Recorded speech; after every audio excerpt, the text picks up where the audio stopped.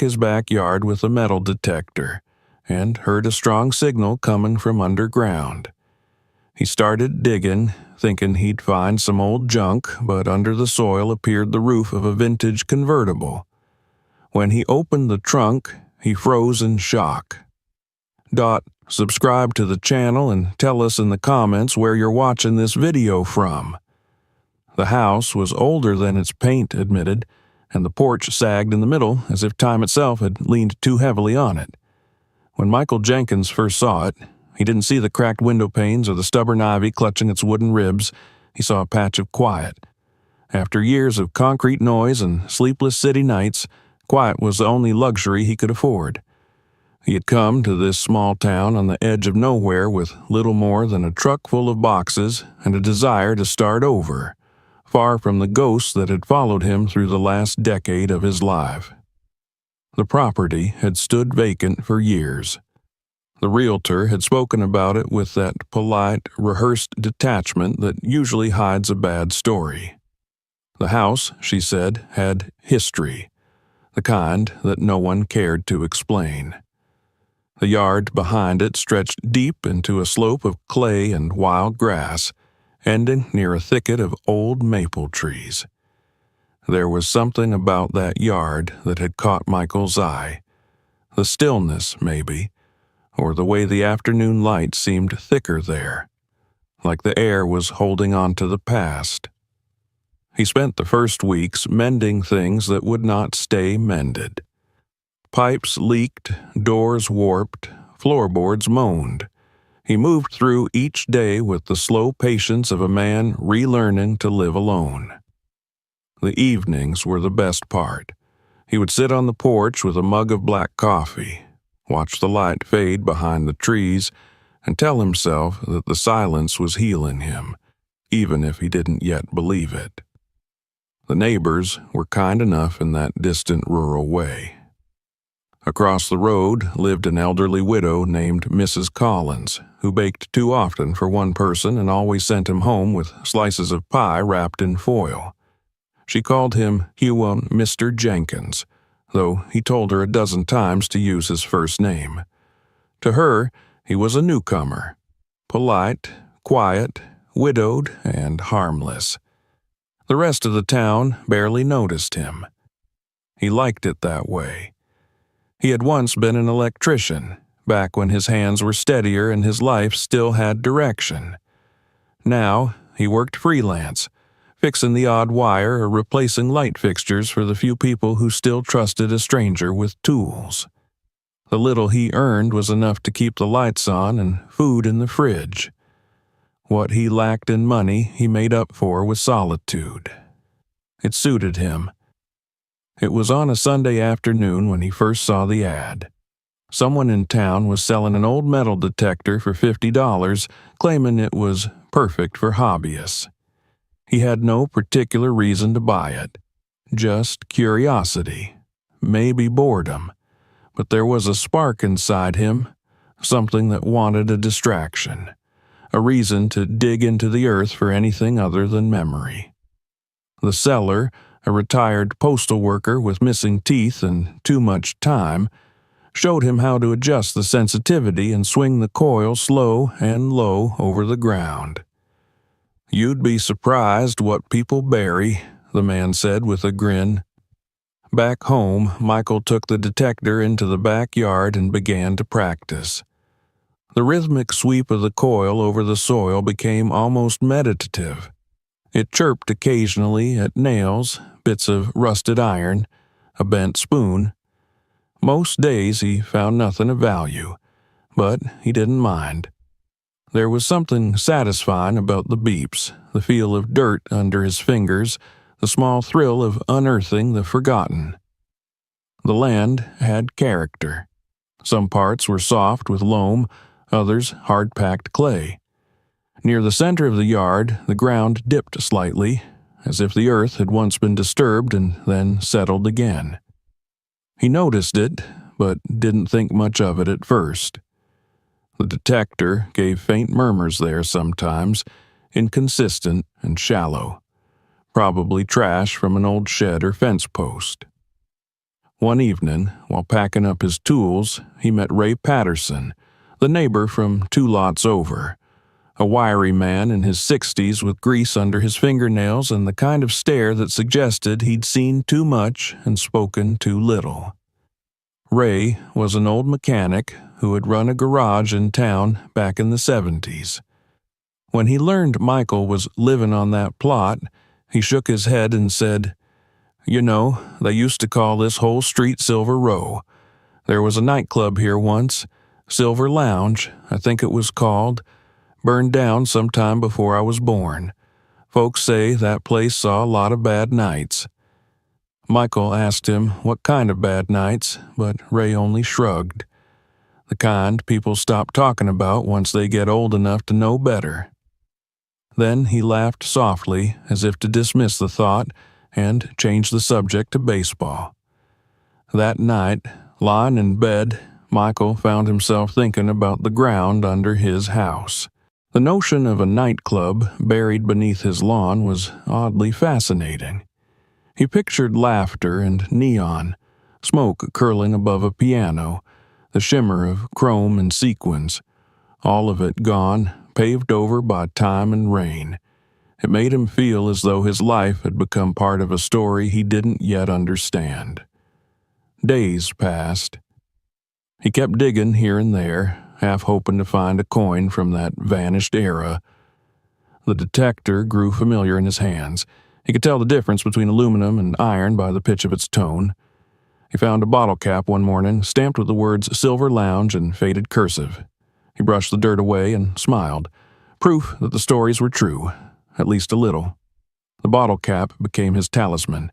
He cleaned it, set it on the windowsill by the sink, and each time he looked at it he felt strangely connected to whoever had dropped it 60 years ago. Maybe some bartender, maybe a customer who'd had one drink too many and stumbled out back to toss the cap away. The smallness of that relic made the past seem almost touchable, but beneath that quiet fascination was something else, an unspoken restlessness, the kind that comes when life feels too still, too clean. The city had once been chaos, full of sirens and motion. Out here, the silence pressed in like water. He began to walk the property more often, scanning the soil even when he wasn't using the detector. He started noticing details, the faint outline of old foundations, a patch of ground where grass refused to grow, the subtle slope that led toward the trees. By mid-autumn, the house had settled into a rhythm. Mornings smelled of coffee and rain-soaked wood. Evenings were filled with the hum of insects and the steady creak of the porch swing. The loneliness that had once felt like a wound began to feel more like a companion. Yet, sometimes when the wind blew from the west and the air carried the scent of rust, Michael would feel an odd awareness of the earth beneath him, as if something there remembered being disturbed. He didn't tell anyone about those moments. He wouldn't have known how. They weren't quite fear and not quite curiosity either. Just a sense that some stories never stay buried forever. A week before winter set in, he woke to the sound of rain against the roof and decided to take the detector out again. The soil would be soft, easy to dig. He wrapped himself in a flannel jacket, stepped into his boots, and walked out into the misty morning. The world smelled of wet leaves and iron. The first sweep of the coil over the backyard produced the usual soft chirps. He dug up a bent nail, then an old screw, but as he moved towards the center of the yard, near that slight depression in the earth, the detector's tone deepened, steady, strong, and unmistakable. A single, continuous signal, far clearer than any he had heard before. He froze, the rain pattering on his shoulders. He reset the machine and tried again. The same tone, long, low, metallic. Something big lay beneath him. Michael glanced around, half expecting to see someone watching from the fence line, but there was only the gray curtain of rain. The air felt different now, charged, expectant. He marked the spot with a wooden stake and knelt beside it, his hands trembling slightly as he pushed the first shovelful of mud aside. He dug only a foot before the blade struck something solid. The sound was dull and heavy, not like stone. He scraped away the mud with his fingers and saw a glint of metal, smooth, curved, red beneath the grime. For a moment, he thought it was some kind of old pipe or buried barrel, but as he cleared more soil, the shape widened, following a graceful contour. Rain dripped from his hood, streaking the dirt on his hands. He leaned closer, tracing the edge of the surface. It was painted metal, not rusted through despite the decades of burial. And on one corner, barely visible under a layer of clay, was a thin strip of chrome trim. He sat back on his heels, heart thudding. There, beneath his backyard, something man-made slept. Something much larger than he had ever imagined. He didn't know yet what it was, or what kind of story waited in that earth, but he felt in that instant that his quiet life had just changed. The rain kept falling, washing the dirt from the red metal, revealing more of it, an elegant curve, the suggestion of a roof line. Michael stared, unblinking, as realization crept through him. He was not digging into random soil anymore. He was unearthing a car. And as the rain thickened and the day darkened, he felt a strange chill run through him as though the ground itself had been holding its breath for 60 years, waiting for someone to finally listen. By morning, the rain had stopped, leaving the yard damp and glistening in the pale light. A thin fog hovered over the grass, clinging to the fence posts like smoke reluctant to rise. Michael stood at the kitchen window, a cup of coffee warm in his hands, and stared at the patch of ground where he had left his shovel the night before. The red metal gleamed faintly through the mud, as if reminding him that what he'd found wasn't a dream. He had unearthed something impossible, and the knowledge of it sat in his chest like a stone. The logical part of his mind told him to stop. To fill the hole, forget about it, and pretend the signal from the detector had been nothing more than a buried water tank or an old septic system. But curiosity had already taken root. He had felt it the moment the shovel struck that smooth metallic curve, the pull of the unknown, the hunger for answers that reason could not quiet. He finished his coffee and went out to the yard. The ground squelched under his boots, soft and cold. The shovel leaned where he had left it, its blade rusted from the rain. He crouched beside the exposed metal and brushed away the layer of wet clay. The red paint beneath had darkened, but even under decades of soil it still caught the morning light. It wasn't pipe or machinery. The contour was too clean, too deliberate. It looked like part of a vehicle's body. He fetched the metal detector and switched it on, adjusting the sensitivity. The device came alive with a steady hum. When he passed the coil over the area, the tone rose instantly, a deep, sustained signal powerful enough to make the handle vibrate. He tried moving a few feet to the left, then right. The sound weakened only slightly. Whatever lay under there was large, larger than anything he had ever uncovered before. He spent the next 2 hours digging, stopping only to rest his back and wipe the sweat that mixed with the lingering drizzle. The earth was thick with roots and compacted clay, but he pushed through, driven by a strange excitement that bordered on obsession. Each shovelful revealed more metal, more curves, more lines that refused to be random. By midday, he had uncovered a section nearly 3 feet wide. The shape was unmistakable now, a portion of a roof, slightly flattened with a chrome ridge running along the side. He could see the faint outline of a windshield frame, its glass long shattered and fused with mud. He stood there in stunned silence, rain dripping from his sleeves, realizing that an entire car, had been buried beneath his backyard. The question that followed came unbidden. Why? Cars didn't end up underground by accident, not like this. Someone had put it there deliberately, sealing it beneath the soil for reasons lost to time. He found himself staring at the buried metal, as if it might answer him, as if the car itself carried a memory of what had happened. The sound of tires on gravel made him turn. Ray Patterson's old pickup truck rolled to a stop near the fence, the engine coughing before it quieted. Ray stepped out, wiping his hands on a rag. "You startin' an excavation business back here?" he called, a crooked grin on his weathered face. Michael managed a weak smile. "Something like that. You remember that story you told me about the nightclub that used to be here?" Ray walked closer, peering into the hole. When he saw the exposed roof line, his expression changed. The grin faded. He squatted at the edge, his eyes narrowing. "Well, I'll be damned," he muttered. "That's no junker. That's a car. A fancy one by the look of it. Any idea how it got here?" Ray didn't answer right away.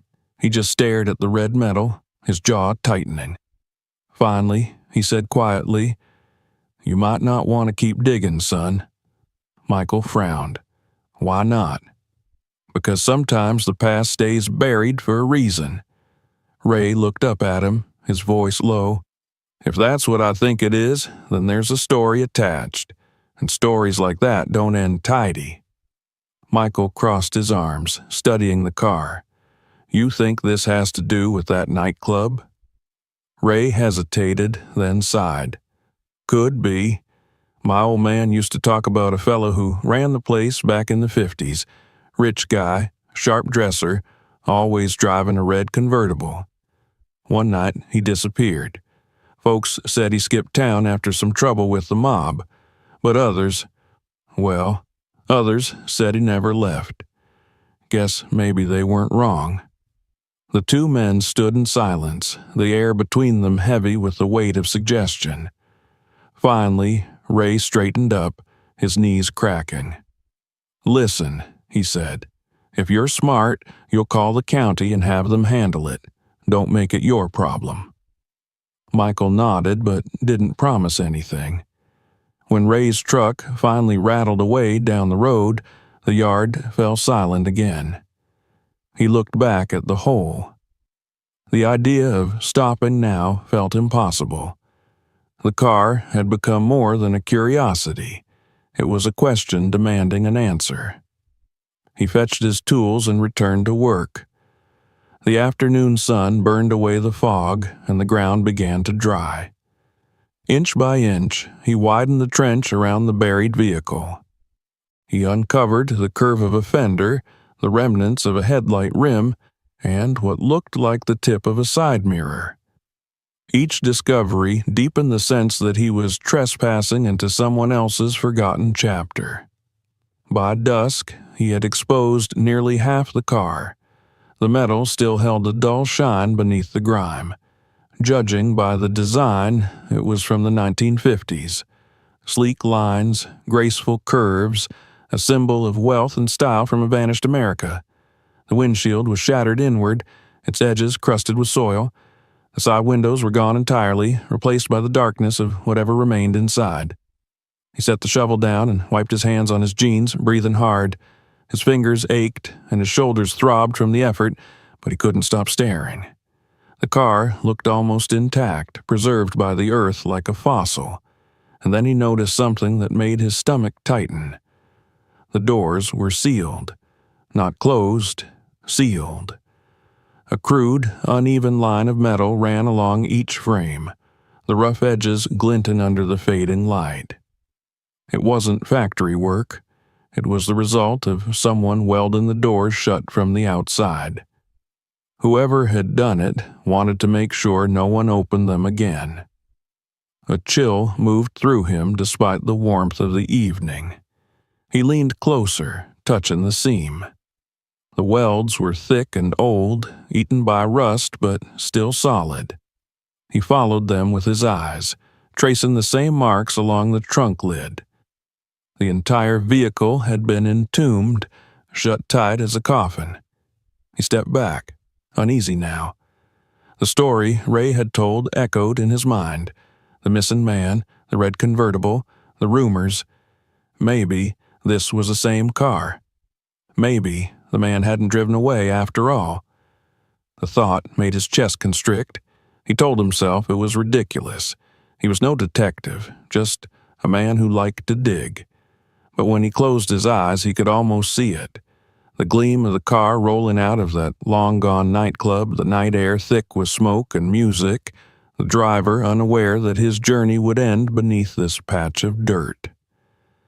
Twilight deepened. Crickets began their chorus, and a single light blinked on in the house.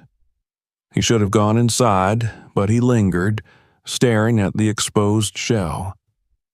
The silence around it felt heavy, like the ground was holding its breath again.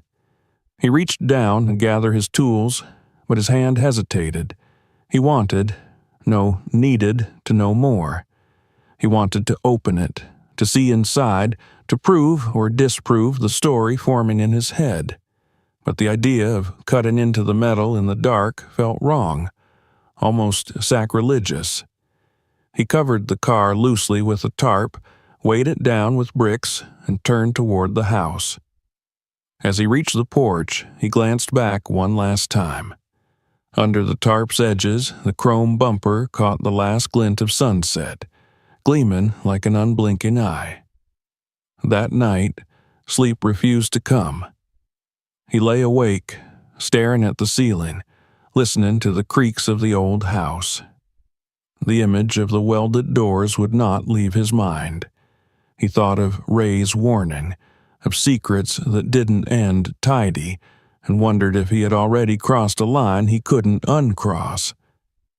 Around midnight, a gust of wind rattled the windows, and for a heartbeat he thought he heard the faint chime of metal from the yard, a dull, hollow sound as if something beneath the tarp had shifted. He held his breath, straining to listen, but the noise did not come again. Only the silence pressed close, thick, and alive.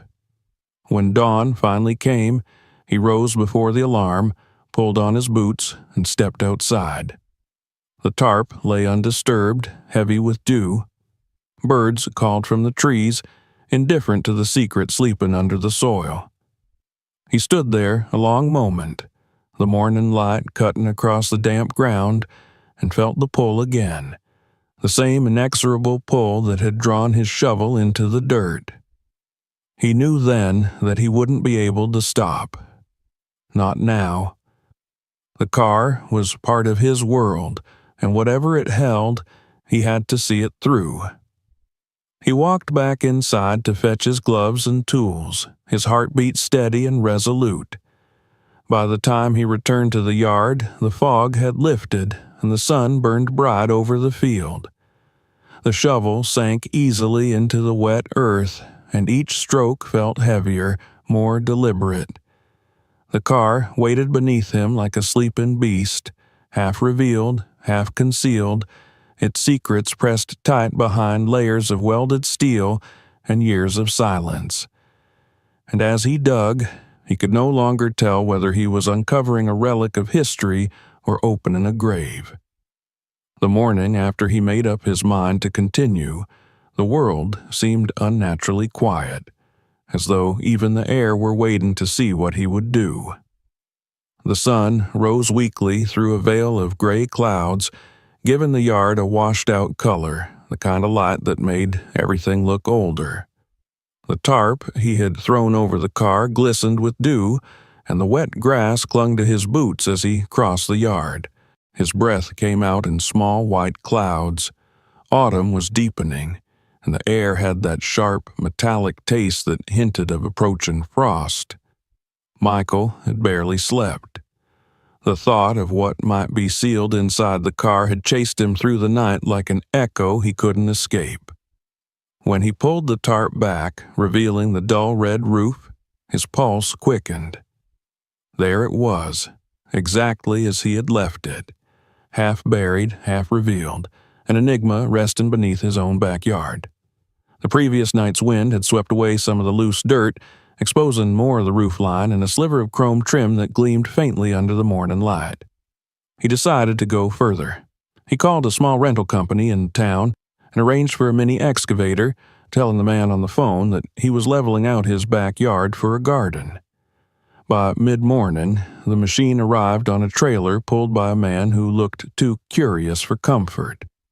Michael paid him in cash and sent him away as quickly as possible.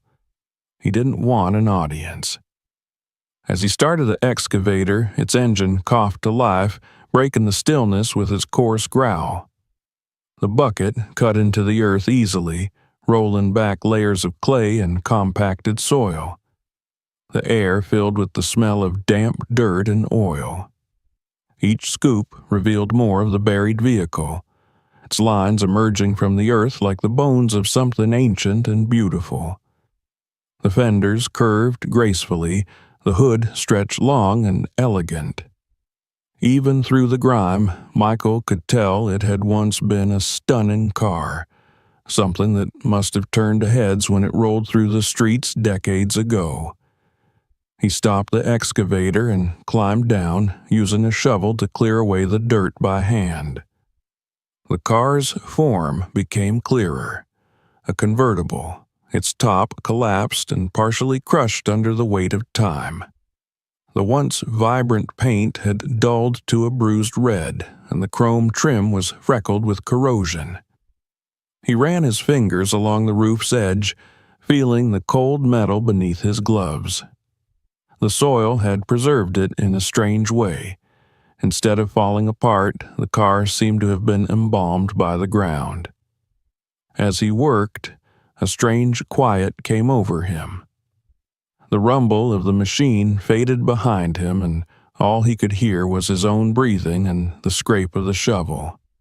It felt almost like an excavation of memory, as if he were digging not into earth but into something older, deeper, something that did not wish to be found.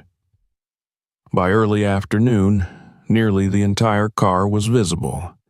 It was a 1950s convertible, likely American-made, with sweeping curves and elegant lines that spoke of a different age, a time when cars were symbols of success, of pride, of freedom. But the sight of it didn't bring joy. Instead, it filled him with a growing unease.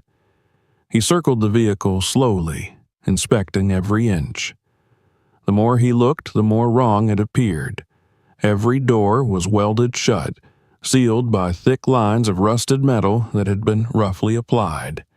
The welds were not uniform. Some ran jaggedly, as though done in haste. When he reached the back of the car, he noticed the same treatment on the trunk.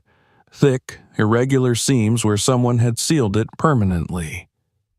A chill passed through him. He crouched low, running his gloved hand over one of the welds. The touch sent a tremor up his arm. There was something deliberate about the work, something fearful. Whoever had done this hadn't been trying to preserve the car. They had been trying to lock it away. He stood and stepped back, taking in the entire sight. The machine was entombed perfectly, as though someone had wanted it never to see light again. It wasn't junk buried for convenience. It was a secret, deliberately hidden. He fetched his flashlight and peered through the cracked windshield. The interior was a dark blur. He wiped at the glass with his sleeve, but the mud and condensation inside made it impossible to see clearly. He could just make out the faint shape of the steering wheel, its chrome spokes catching the light. The seats had rotted to black shadows. Something about that emptiness made his skin crawl. He moved to the side, where the glass of the passenger window had shattered, leaving a small hole through which the smell of old decay wafted. It was faint, but distinct, like wet leather and something else, something sour and long dead.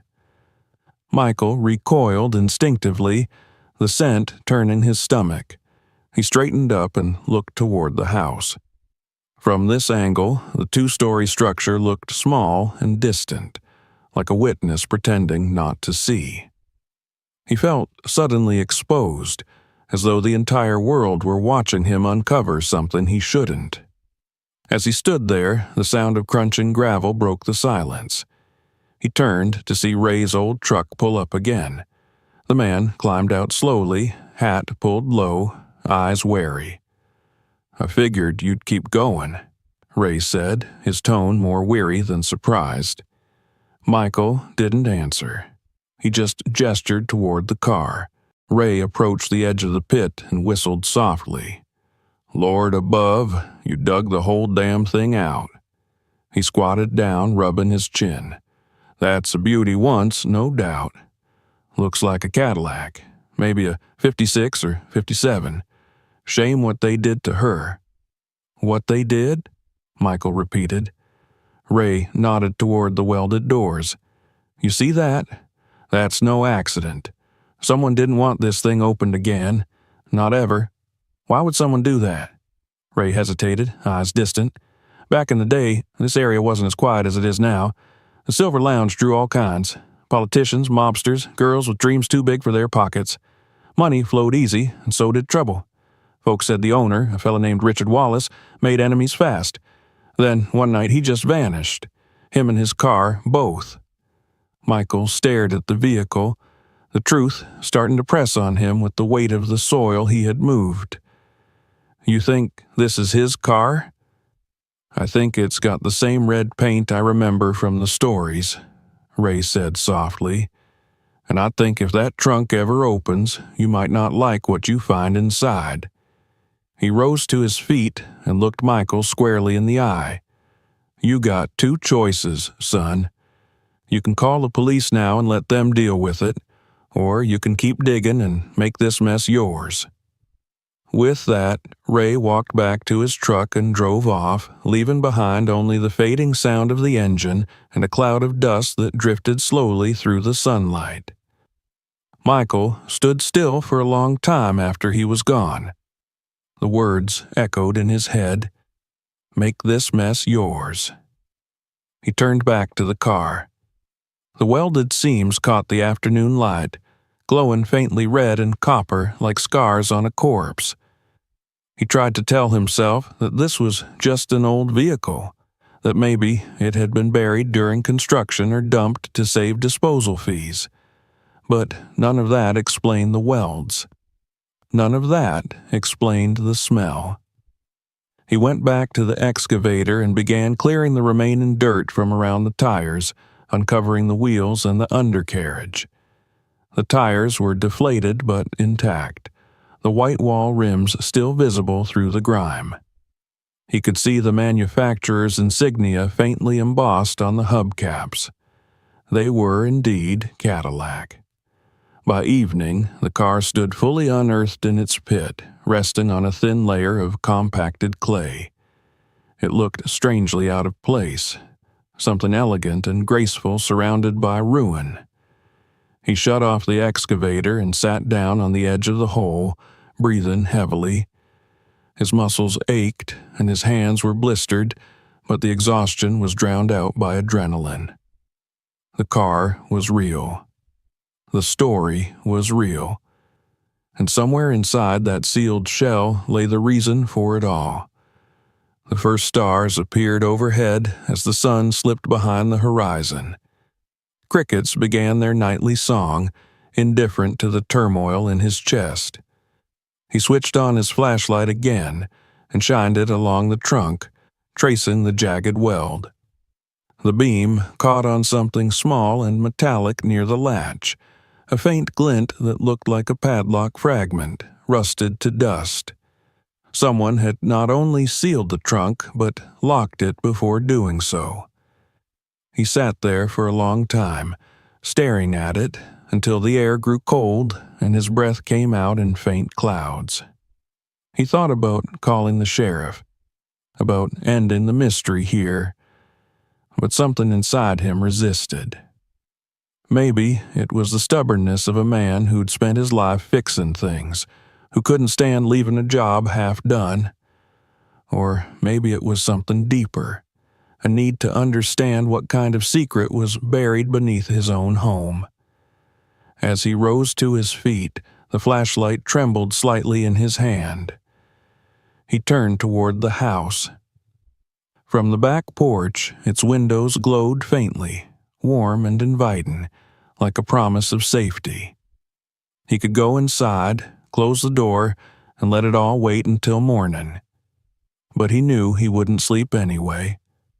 The night wind rustled through the trees, carrying with it a whisper of old stories, of music, laughter, engines, and the sharp echo of a gunshot lost to time. He didn't believe in ghosts, but he believed in guilt, and the ground beneath him felt thick with it. He walked back to the car, crouched beside the trunk, and placed his hand on the cold metal. The surface was slick with condensation, but beneath it he felt the solid, stubborn resistance of something that didn't want to give. Not yet, he thought. Not tonight. He stepped away, turned off the flashlight, and looked at the dark outline of the car one last time before heading toward the house. The excavator stood silent behind him, the dirt piled high like the edge of a grave. When he reached the porch, he paused, feeling the night pressing close around him. The yard smelled of iron and damp earth. He looked back once more, and the moon slipped out from behind the clouds, casting a pale glow over the scene. The red car shimmered faintly, half in light, half in shadow, as though it were waiting patiently for him to return. And he knew he would. He would come back tomorrow when the sun was up and the fear had dulled, and he would find a way to open that trunk. Because the car was more than a mystery now, it was a question buried in his own soil, and questions like that didn't let a man rest until he dug out every last answer. When morning came, the frost had crept over the ground, turning every blade of grass silver and brittle. The excavator stood silent beside the open pit, its metal frame beaded with dew. The red car beneath it looked almost peaceful in the pale light, as though it had accepted its return to the world after so many years of sleep. Michael stood on the porch for a long time, hands wrapped around a mug of black coffee that had long gone cold. The night had left him restless, haunted by vague images that refused to fade, a muffled banging from within the trunk, the sound of a horn echoing somewhere underground, the faint shimmer of headlights buried in soil. Each time he closed his eyes, the images returned. It was not fear that kept him awake, not exactly. It was the knowledge that there was only one way to silence those echoes. He had to see what was inside. By mid-morning, he was in the pit again, clearing the last layer of dirt around the car. The ground steamed faintly where the sun touched it, releasing the scent of wet clay and rust. He had slept no more than a few hours, but his body felt alert, almost feverish. Every movement had a rhythm. Dig, scrape, breathe, repeat, as though some invisible force were guiding him forward. The weld lines on the trunk gleamed faintly, thin threads of copper and decay that caught the light each time he brushed the dirt away. He crouched beside the trunk and examined the seams again. They were thick, uneven, a crude job done quickly by someone who wanted permanence more than beauty. Whoever sealed the car had meant for it to stay sealed. The thought filled him with a strange kind of defiance. He went to the shed and returned with a gas-cutting torch, the same tool he had once used to dismantle old electrical boxes when he worked construction. He checked the tank, tightened the valve, and lit the flame. The hiss of gas filled the cold morning air, sharp and alive. The blue fire licked against the trunk's edge, and the metal hissed in protest. The smell of burning rust and old paint stung his nose. He worked slowly, drawing the line of heat across the welded seam, sparks cascading into the pit like a rain of orange light. The noise seemed to fill the entire yard, drowning out the birds and the hum of the wind. Sweat rolled down his temple despite the chill, and he could feel the vibration of the torch reverberate through his arms. It took nearly an hour to cut through the seal. The car's metal had fused with time itself, and every inch felt like fighting through bone. When, at last, he extinguished the torch, smoke curled up from the trunk's edge, carrying the heavy scent of scorched decay. He set the torch aside and waited for the metal to cool, his heart beating too fast, his hands trembling despite his effort to steady them. He reached for a crowbar and wedged it into the gap he had carved. The trunk gave a low groan, as though resisting him one last time, then yielded with a slow, wet creak. A breath of air escaped, a foul, stagnant exhalation that had been trapped for decades. He stumbled back, gagging at the smell, a mix of mold, rust, and something unmistakably organic. When he lifted the trunk fully, the morning sunlight fell inside, and what it revealed made his knees weaken. There, curled within the confines of the trunk, lay what remained of a human being. The skeleton was half collapsed, bones tangled with what was once clothing, now reduced to blackened scraps of fabric. The skull rested at an unnatural angle, one hollow eye socket facing him as if in accusation. Beside the bones sat a large leather suitcase, cracked and stiff from age, and a scatter of papers turned to pulp. The sight froze him completely. The reality of what he had done, the truth of what this car was, hit him with the cold weight of the grave itself. He had found not a relic, but a tomb. Michael stood motionless for a long time, unable to look away. The air in the pit seemed to thicken, pressing down on him until he had to draw in sharp, shallow breaths. There was a part of him that wanted to close the trunk, bury it again, and pretend none of this had ever happened. But another part, stronger, darker, refused to move until it understood the story the bones were trying to tell. Finally, with shaking hands, he reached into the trunk and lifted the suitcase. It was heavier than it should have been, the leather slick with age. The clasps were corroded but intact. He hesitated, the smell rising up around him like a warning, and then he forced them open. Inside was a collection of time turned to ruin. Bundles of documents, contracts, receipts, photographs had fused together in damp decay. He could make out only fragments. A faded letterhead reading "The Silver Lounge," a torn check signed by a name that started with R. There were personal effects, too. A gold watch stopped forever at 2:14, a monogrammed handkerchief, and a set of cufflinks shaped like small crowns. Beneath it all, tucked into the lining of the case, was a small leather briefcase bound with a strap. That, at least, had survived intact. He pulled it free, his heart hammering. The briefcase opened easily, revealing a stack of yellowed papers tied with string. The writing on the top sheet was faint but legible. Bank transfers, property deeds, and what looked like lists of names. There were signatures, some familiar from old local lore, city officials, police chiefs, businessmen who had all died decades ago. It was corruption, laid bare. A ledger of the deals that had built the city's underbelly, each page a record of someone who had sold a piece of their soul for money. Michael flipped through the pages, the realization dawning slowly and heavily. This wasn't just evidence of a crime. It was the heart of one. The body in the trunk, the welded doors, the secrecy, All of it began to make sense. Whoever had buried this car hadn't just wanted to hide a murder, they had wanted to bury a scandal big enough to ruin an entire generation. He sat down on the edge of the pit, the briefcase resting on his knees. The sun had risen higher, but the warmth couldn't reach him down there.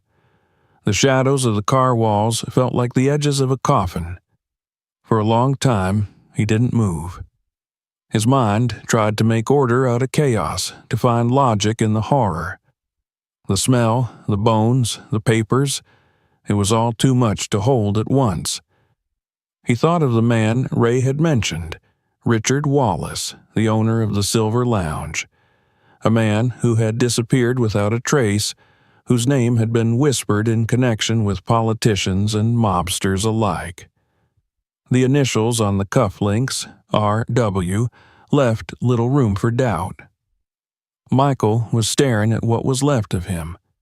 He climbed out of the pit slowly, his legs weak beneath him. The world above felt different now, smaller and sharper. He walked to the house, dirt still clinging to his clothes, and dialed the number for the local sheriff. His voice trembled only slightly as he explained what he had found. The dispatcher's tone changed the moment he mentioned human remains. Within an hour, the sound of approaching sirens broke the rural quiet. Police cars pulled up along the fence, their tires crunching on the gravel. Uniformed officers stepped out, followed by detectives in plain clothes. Michael stood aside, answering questions as they cordoned off the area. They photographed everything: the car, the trunk, the suitcase, even his shovel. The smell of decay drew grimaces and muttered curses from the officers, but they kept working, their professionalism holding firm against the morbid curiosity in their eyes. When the medical examiner arrived, she moved with the calm precision of someone used to death. She examined the bones in silence, murmuring to her assistant as they took samples and placed the remains carefully into evidence bags.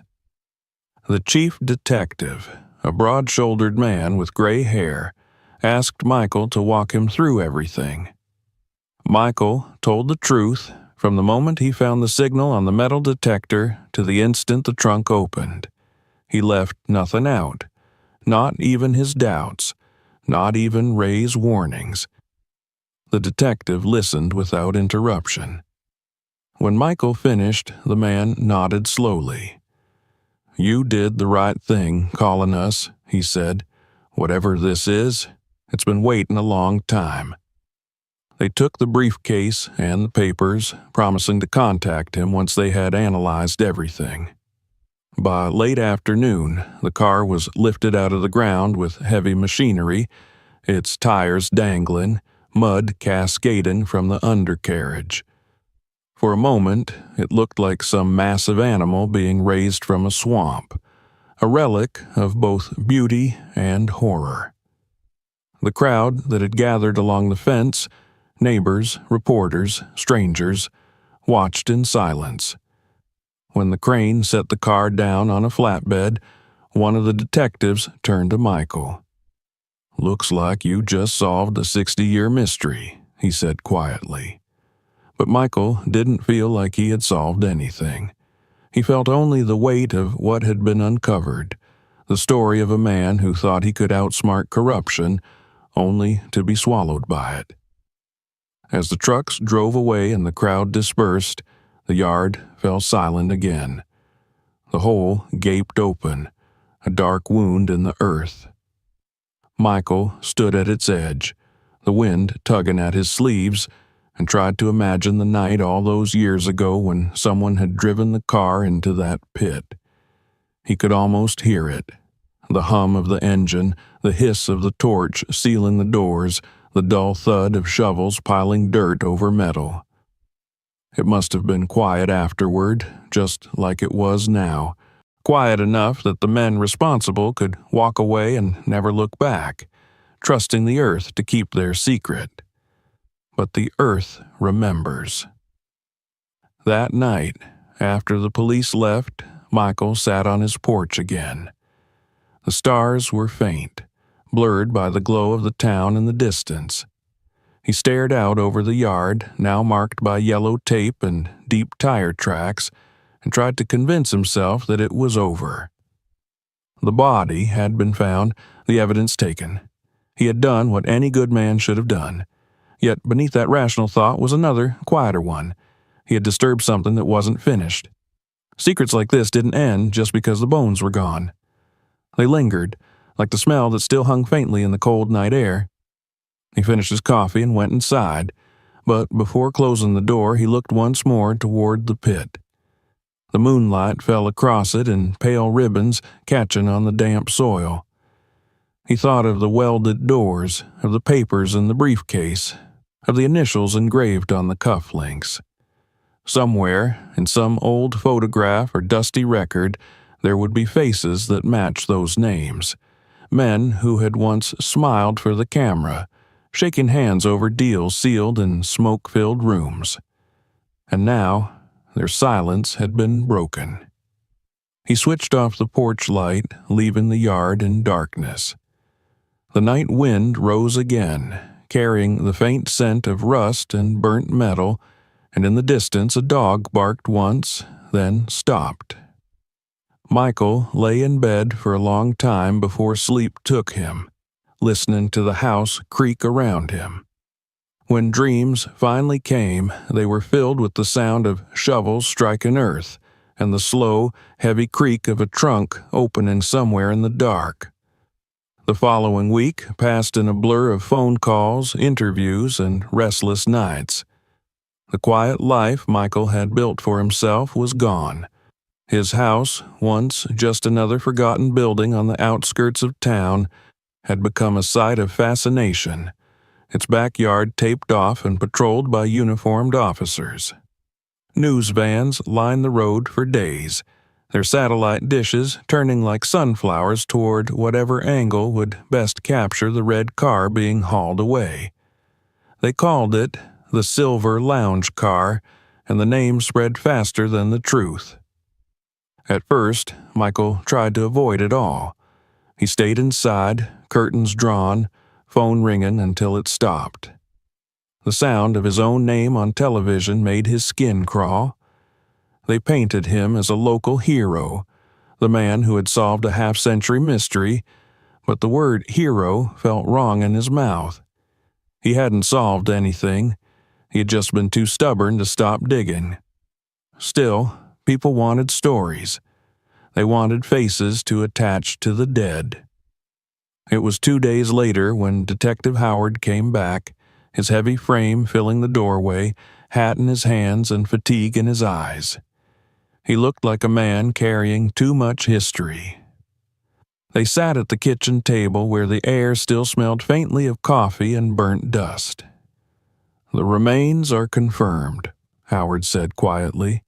"Dental records match a Richard Wallace. You probably heard the name from your neighbor already." Michael nodded. Ray mentioned him, the nightclub owner. Owner, fixer, middleman, depends on who you ask. Howard flipped open a file, the paper creasing under his broad fingers. He was under investigation in 1961. Federal corruption probe tied to organized crime, bribes, extortion, the works. Then, one night he disappears. No body, no car. The case went cold within months. Until now. He pushed a photograph across the table. It was a black and white picture of a man in a suit leaning against the very same red convertible. The smile on his face was wide, almost arrogant, his hair slicked back with perfect precision. Behind him, a neon sign flickered faintly, the Silver Lounge. Michael stared at the photograph. It felt strange seeing the car as it had been, alive, gleaming, part of a world full of light and noise. "What happened to him?" he asked. Howard sighed, as if the story had been living in his lungs for too long. He made the wrong enemies. Wallace started working with federal agents to bring down a group of local officials who'd been laundering money through his club. He was going to testify. But word got out, and before he could talk, he vanished. Everyone assumed he ran, maybe fled the country. Turns out he didn't make it farther than your backyard. The words settled between them like dust. Michael felt them sink into him, heavy and unshakable. He thought of the sealed trunk, the papers, the welded doors. The car hadn't just been a hiding place, it had been a coffin built in panic. "What about the documents?" he asked. "They're still being examined," Howard replied. "But if the briefcase is what we think it is, it ties together half the city's political scandals from that era. Names people still recognize. Some of their children are sitting on the town council now." Michael's stomach turned. "So they killed him to keep it quiet." "Most likely," Howard said, closing the file, "and they buried him during construction of the parking lot that used to stand there.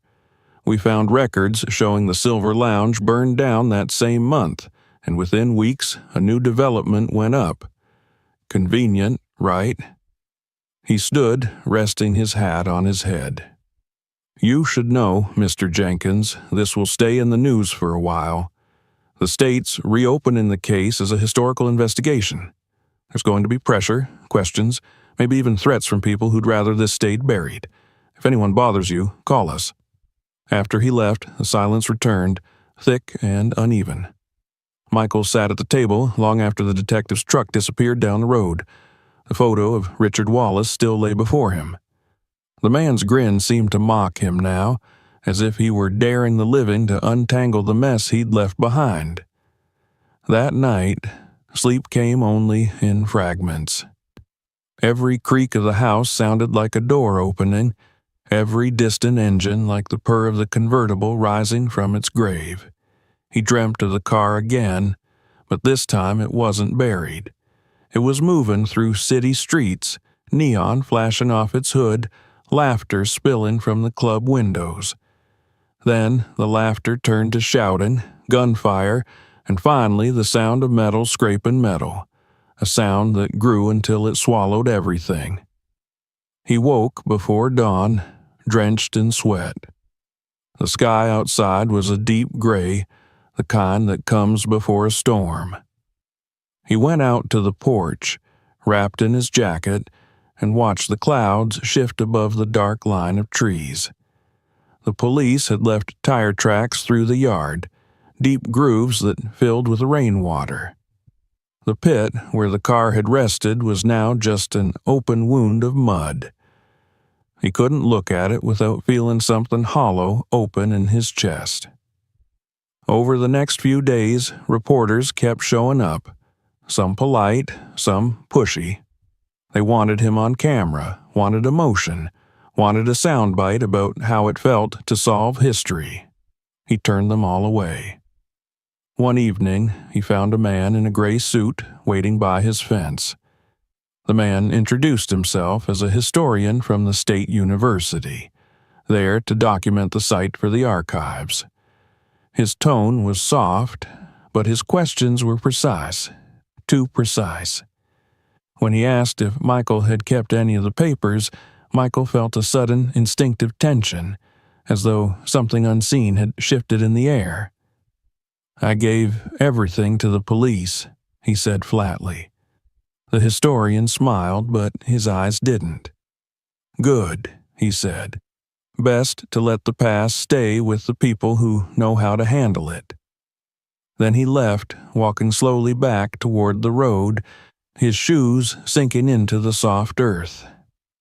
That night, Michael couldn't shake the feeling that someone had been standing at the edge of his yard after dark, just beyond the light of the porch lamp. He told himself it was paranoia, the echo of too many late-night news reports. But even when he closed the curtains, he still felt eyes on him. 2 days later, he saw Ray again. The old mechanic had been avoiding the cameras, keeping to himself. When he finally showed up, he looked more tired than usual. His hands trembled as he lit a cigarette. "They're saying it was Wallace," he said quietly. I figured it might be. Michael studied him. You sound like you knew him. Ray nodded slowly. Not personally, but my father did. Worked on his cars. He said Wallace was a man who liked to keep friends close and enemies closer. Only thing was, he didn't always know which was which. He looked out toward the muddy hole, smoke drifting from his lips. You know, there's something else folks forget. Wallace wasn't just a crook. He was scared. Last month, before he vanished, he tried to sell the club. Told people he wanted out. But once you're in that life, you don't get out clean. Michael listened in silence. The story sounded like a warning told too late. Do you think anyone still cares about him? After all this time? Ray's eyes narrowed. Care? Maybe not. But people remember debts, even old ones. You stirred up ghosts that don't rest easy, Jenkins. Be careful who you talk to. After Ray left, the yard felt emptier somehow. The rain had stopped, but the air was still heavy with it. Michael sat on the porch until darkness fell, thinking about what Ray had said. It wasn't just a buried car anymore. It was a thread leading backward through generations of secrets. And he had pulled it loose. When the call from the detective finally came the next morning, he already knew what it would be. The results from the documents confirmed widespread corruption. Money funneled through city contracts, kickbacks to officials, police protection for criminal operations. The names listed in those papers were more than just history. They were legacy. Some of the families still owned half the businesses downtown. This discovery is going to reopen a lot of old wounds, Howard told him over the phone. It's not just a murder case anymore. It's the kind of thing that reshapes how a town sees itself. Michael stared out the window at the bare trees swaying in the wind. And what happens now? Now? The detective hesitated. Now the lawyers will fight, the historians will argue, and the rest of us will try to pretend we understand justice. For you, though, I'd recommend getting away for a while. After the call ended, Michael sat for a long time in the stillness. The suggestion made sense, yet he couldn't bring himself to leave. The house had become part of the story now, its walls soaked in the echo of everything unearthed. Leaving felt like abandoning a witness. As the days stretched into weeks, the frenzy faded. The reporters moved on to new stories, the police packed their equipment, and the town returned to its usual rhythm. But for Michael, the quiet was heavier than before. The backyard no longer felt like his own. When the wind blew through the trees, it carried the faint metallic scent of rust, the ghost of the car still lingering beneath the soil even though it was gone. One evening, he found himself standing at the edge of the pit again, staring down at the damp earth. The sun had set, and the sky glowed faintly orange, the light catching in the puddles. He imagined Wallace there, sitting behind the wheel of his perfect car, unaware of the betrayal waiting for him. Maybe he had trusted someone, an associate, a friend, a lover, and that trust had ended with a gun in his face. Maybe he had begged. Or maybe he had simply closed his eyes and waited. Whatever had happened, it was over long before Michael was born, yet somehow he felt responsible. The dead had been silent for decades, and he had given them back their voice. He took a deep breath and turned away. The smell of wet soil clung to his clothes. As he stepped onto the porch, he glanced toward the street. Across the road, in the dim glow of a street lamp, a figure stood watching. It was too dark to make out features, just a silhouette. Still, patient, as if waiting for him to notice. Michael froze. Then, as quickly as it had appeared, the figure turned and disappeared into the trees. He told himself it was nothing, just his imagination playing tricks on him after too many sleepless nights. But when he went back inside, he locked the door for the first time since he'd moved in. The news might have said the case was solved, but in his bones he knew otherwise. The ground might give up its dead, but the past never released its hold that easily. It stayed buried in people, in memories, in families, in the corners of history that no one dared to sweep clean. And as he stood at the window, watching the rain begin again, Michael Jenkins understood something he hadn't before. Once you dig into the past, you don't just uncover what's gone. You uncover yourself, too, the parts that are better left under the soil. The nights grew colder after the discovery, and the frost lingered longer on the windowsills each morning. For the first time since moving into the old house, Michael began to feel uneasy walking through it. Every creak of the floorboards seemed louder, every draft colder. It wasn't the thought of the car itself that unsettled him. After all, it was gone now, hauled away to a forensic lab somewhere, but rather what it had left behind. It was as if the ground still whispered, carrying with it the residue of betrayal, fear, and silence. The space where the car had rested was now just a shallow depression filled with rainwater, a dull reflection of the gray sky. But to Michael, it looked more like an open eye staring upward, unblinking, watching. The days passed slowly, and the excitement that had once surrounded him faded into something else, something heavier. The newspapers had stopped calling him a hero and started calling him the accidental detective. A few even hinted that maybe he had been searching for the car deliberately, that maybe he'd known what was buried there all along. He ignored them, but the whispers lingered. He could feel the shift in how people looked at him at the grocery store, at the gas station, even at the diner where he used to eat breakfast on Sundays. They weren't smiles of gratitude anymore. They were glances edged with curiosity and discomfort. No one wanted to sit too close to the man who had dug up the town's buried sins. He thought about leaving sometimes. The detective had even suggested it, gently, as though he were advising a friend to escape a storm before it worsened. But something anchored Michael to that house. Maybe it was pride, or guilt, or some strange sense of duty to finish what he had started. He had turned over the soil of this place, and now it felt wrong to abandon it. Every nail in the walls, every cracked tile, every shadow seemed to hold a story he hadn't yet learned. The police kept in touch, at first every few days, then only occasionally. Detective Howard would call to update him on the investigation, though each conversation sounded more like a confession of frustration. Too many people involved, Howard had said one afternoon, his voice dry and tired over the phone. Half the men in those papers are dead. The other half have sons who'd rather the past stay quiet. I'm afraid this case might end up as just another piece of history.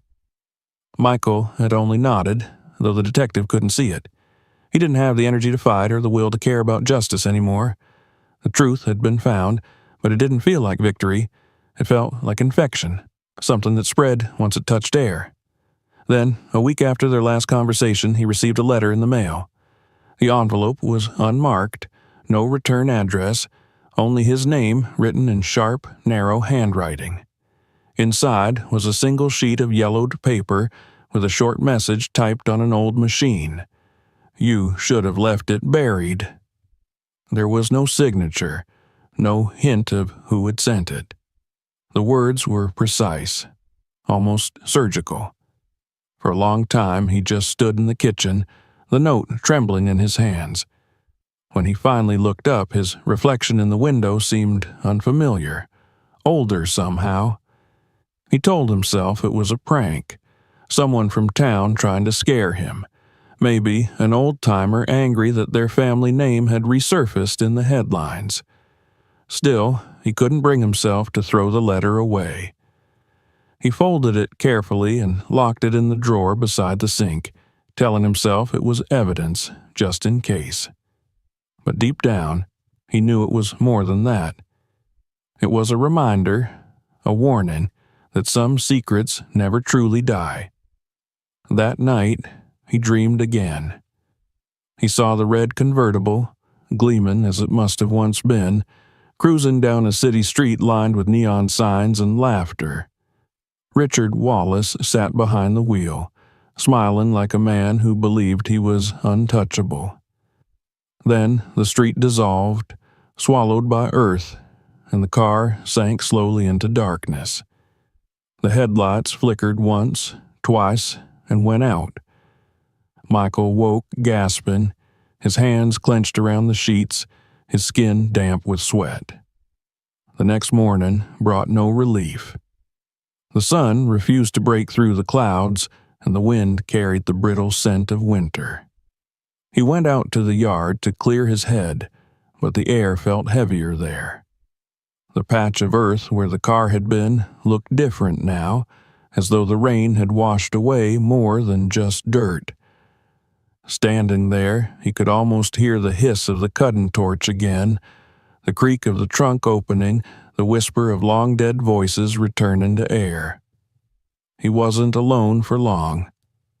A familiar engine rumbled down the road, and Ray's truck appeared once more, old and gray like its owner.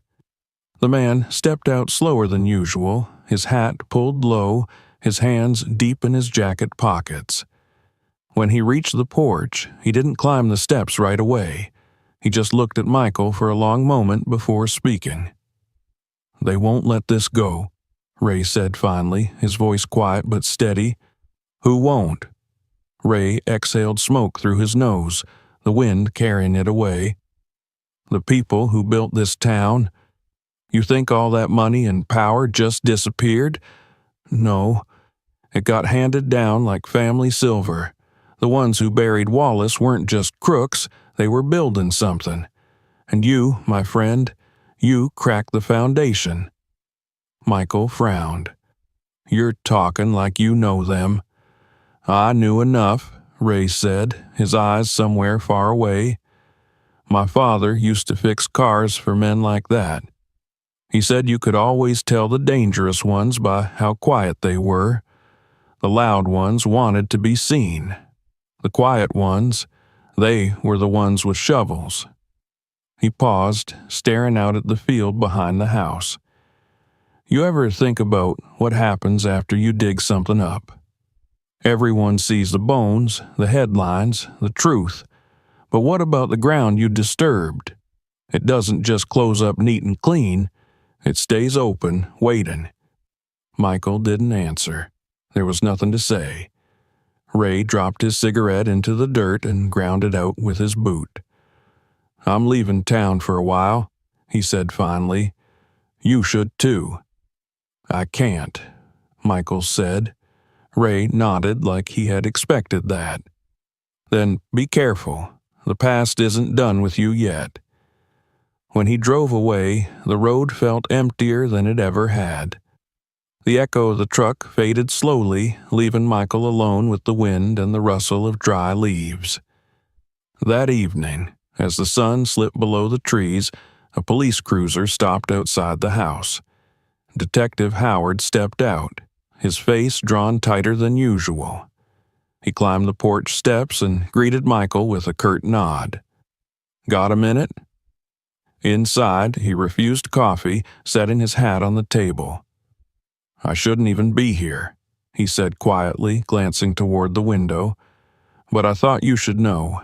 The documents we pulled from the briefcase, half of them are missing." Michael froze. "Missing? How?" "They were transferred to a state archive 2 days ago. When the inventory was done this morning, the most incriminating pages were gone. Names, account numbers, the good stuff. someone knew exactly what to take. "Are you saying someone inside the department?" Howard raised a hand. "I'm not saying anything, but you should be careful who you talk to. I can't protect you from ghosts, Jenkins, and these are the kind that still have friends in high places." He stood and put his hat back on. "Lock your doors, stay alert. If anything feels wrong, call me, and if you get another letter, burn it." Michael nodded numbly, and the detective left without another word. That night, the wind howled like a wounded thing, rattling the windows and moaning through the trees. The electricity flickered twice, once plunging the house into total darkness. For a moment, standing in the quiet, Michael could have sworn he heard footsteps on the porch, slow, deliberate, heavy. He waited, holding his breath, but they faded away. When morning came, there was nothing outside but frost on the steps and a single footprint in the mud, half erased by the cold. The days that followed blurred together. The world moved on, but Michael couldn't. The hole in the yard began to fill naturally with rain and snow melt, the earth collapsing inward as if trying to heal itself. Yet, each time he looked at it, he saw more than dirt. He saw the shape of the car, the glint of chrome, the silent face of the man he had brought back into the world. He began taking long walks through the woods behind the house, hoping the air would clear his thoughts, but the forest, too, seemed to carry echoes. He'd find old bottles, rusted cans, pieces of wire, remnants of the same world that had hidden the car. Once, he came across a bent metal sign half buried in moss. When he wiped it clean, he saw the faded words, "Silver Lounge Parking. Customers only." He stood staring at it until the wind lifted it from his hands and toppled it into the leaves. He returned home to find another envelope on the porch. No handwriting this time, just a single black mark where his name should have been. Inside was a newspaper clipping, the same photo of him standing beside the unearthed car taken weeks ago. Someone had drawn a circle in red ink around his face. That night, he didn't sleep at all. He sat by the window, watching the empty road until dawn, waiting for headlights that never came. By the end of the week, even Ray had stopped answering his calls. The detective, too, had gone silent. The world was closing back over the story, swallowing it as though trying to undo what he had done. One evening, he found himself at the edge of the pit again, staring at the water pooled inside. The reflection showed his face distorted, broken by ripples. He thought of the man in the car, the secrets that had died with him, and how even truth, once unearthed, could rot in the air. He picked up a handful of wet soil and let it fall back through his fingers. "I'm sorry," he said softly, though he wasn't sure who he was speaking to, the dead man, the detective, himself, or the ground. The sound of his voice vanished quickly, swallowed by the wind. That night, the frost came early, spreading across the windows like veins. He sat alone in the living room, the silence pressing down on him, and realized that the real weight of what he had found wasn't the horror of the bones or the corruption of the past. It was the knowledge that some truths, once uncovered, can never be put back. The world doesn't thank you for digging them up. It just lets you live with them, alone, cold and awake, in a house that no longer feels like yours. Outside, the wind rose again, bending the trees until they groaned. And for the first time, he wondered if maybe the dead were right. Maybe he should have left it buried. Winter came quietly that year, creeping across the town in a slow gray hush. The leaves fell and vanished beneath a skin of frost, and the air turned brittle, thin enough to taste like metal. In the mornings, when the mist hung low over the yard, the earth where the car had once been lay sunken and pale, the grass refusing to grow there. It looked almost peaceful now, like the ground had exhaled the last of its secrets and decided to sleep again. But for Michael, the peace that everyone else seemed to find never came. The discovery had ended for the world. It was written, filed, forgotten, but it had not ended for him. The shadow of what he'd unearthed lingered like a smell that never washed away. He rarely left the house anymore. The noise of the city, even the chatter of the grocery store, felt wrong in his ears. Everything around him seemed louder now. Doors shutting, car engines starting, the crunch of tires on gravel at night. He had started to recognize the patterns of silence, too, the kind that filled the space before something happened. Sometimes he would wake before dawn and sit by the window, staring at the yard until the frost softened into fog. He would imagine that if he watched long enough, he might see the car again, might see its roof glinting faintly beneath the surface of the earth like a heartbeat in the soil. But the car was gone, and with it, most of the evidence. The police had moved on to other cases. The newspapers had folded the story into their archives. Even Detective Howard, who had once seemed steadfast, had called one last time to tell him that the investigation was formally concluded. The official statement was cautious. There was no living suspect, no clear proof of who had sealed the car or why. The world had turned the story into history, and history, Michael thought, was just another way to bury the truth. For a time, he tried to keep himself busy. He repaired the porch railing, fixed the gutters, even considered repainting the kitchen. But each task ended the same way, with him standing by the back door, staring out at the yard as though expecting someone to appear there. The silence of the place had changed. It was not the quiet of peace anymore, but the quiet that follows confession.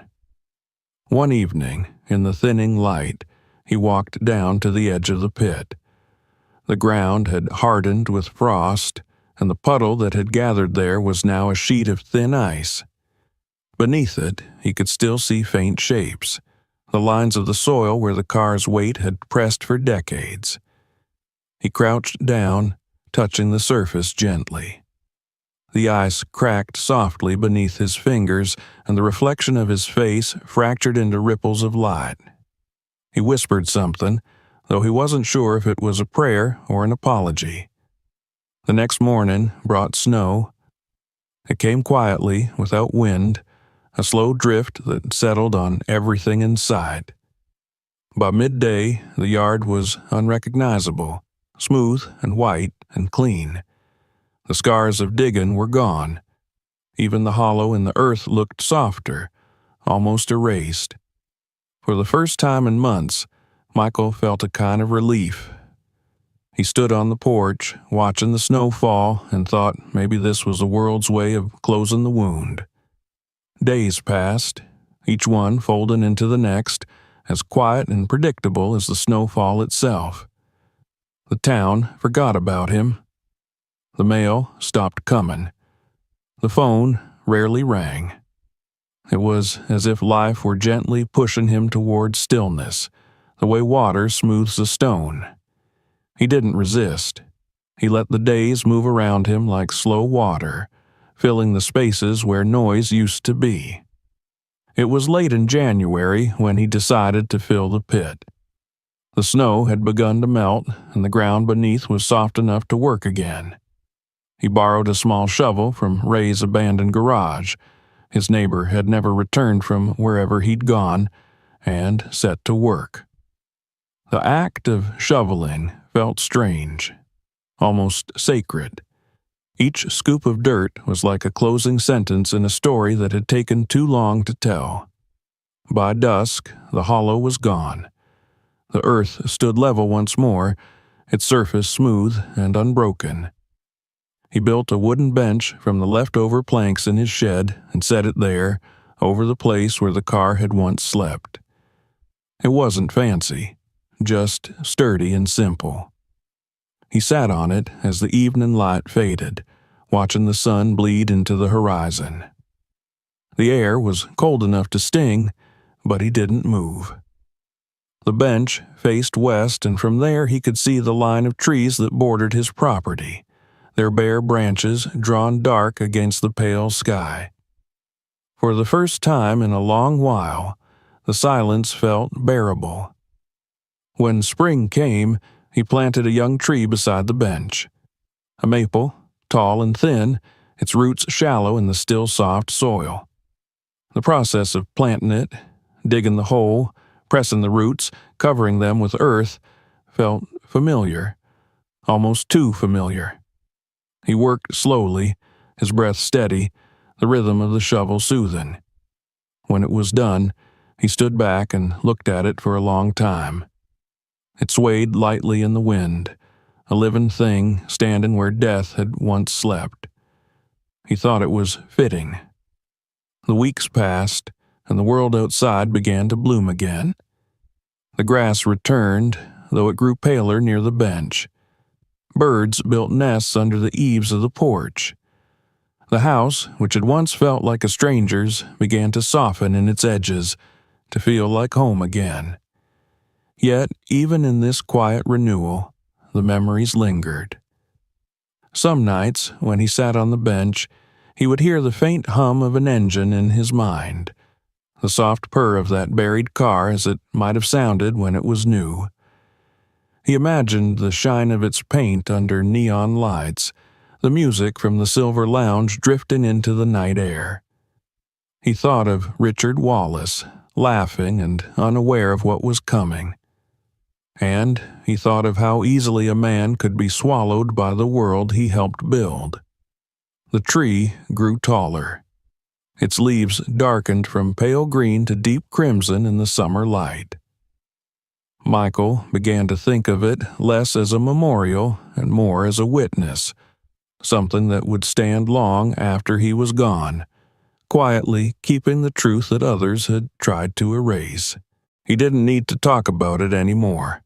The papers, the police, the stories, they all belonged to someone else now. What remained was between him and the earth. One evening in late summer, he received a call from Detective Howard. His voice was quieter than usual, almost resigned. "They're closing the file," he said. "Officially this time. The papers were lost for good. Someone up the chain decided it wasn't worth pursuing. I thought you should hear it from me before you read it somewhere else." Michael didn't answer right away. He looked out the window at the tree, its branches swaying in the dusk. "I figured as much," he said finally. Howard hesitated. "You did the right thing, you know. You brought him home. That matters."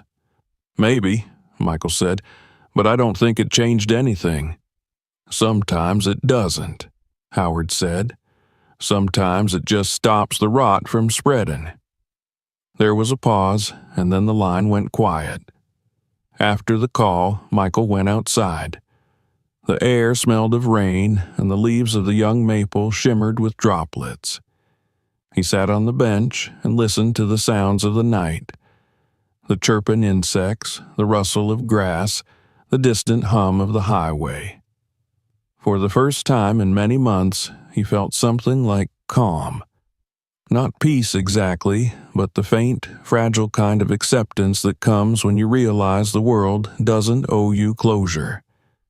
He thought about what the detective had said, about rot and how easily it spreads.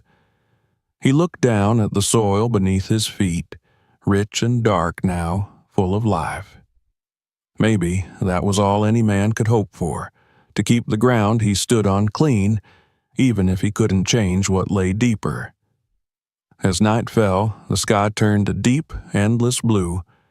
The stars came out one by one, reflected faintly in the window of the house behind him. The maple's shadow stretched across the yard, long and thin. Michael sat there until the air grew cold again, then stood slowly, his joints stiff, his breath visible in the cooling air. He turned once more to the tree, resting his hand on its trunk. "Rest easy," he murmured, though he wasn't sure whether he meant the man buried beneath or himself. The bark was smooth and cool beneath his fingers, the pulse of life running silent and steady within. When he walked back toward the house, he didn't look back. The bench stood alone in the moonlight, the young tree beside it swaying gently. The wind carried through the branches, whispering softly, almost like a voice, one that spoke not in words, but in the deep language of time and soil, of things buried and remembered. Inside, he turned off the lights and stood by the window, watching the yard dissolve into shadow. The silence felt different now, not empty, but whole. He knew he would stay here until the end, tending to the earth, letting it keep its secrets. There were no more mysteries left to solve, no ghosts to chase. The past had done what it always does. It had settled back into the ground, taking everything with it. And yet, even as the night deepened, Michael thought he could still feel the faint vibration beneath his feet, the slow, patient rhythm of the land. Not the hum of engines or the echo of voices, just the quiet heartbeat of the world continuing on, indifferent and eternal. He closed his eyes and listened. It was the sound of the earth remembering. If you enjoyed this story, make sure to subscribe so you don't miss what's coming next. There are plenty of more incredible true story mysteries waiting for you on this channel.